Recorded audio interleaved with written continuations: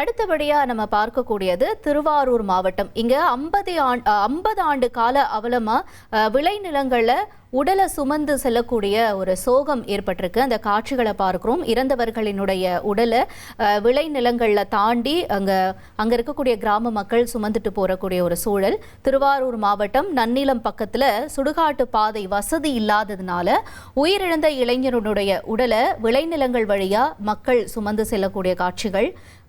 கமுகக்குடி இந்த கிராமத்தை சேர்ந்த வினீத்துங்கிறவர் உயிரிழந்த நிலையில மயானத்துக்கு முறையான சாலை வசதி இல்லைன்னு சொல்லி இடுப்பளவு பயிர்கள் வளர்ந்திருக்கக்கூடிய வயல்வெளியில சேரும் சகதியுமான பாதைகள் வழியா உறவினர்களும் கிராம மக்களும் இறந்தவரினுடைய உடலை சுமந்து செல்லக்கூடிய காட்சிகளை பார்க்கிறோம்.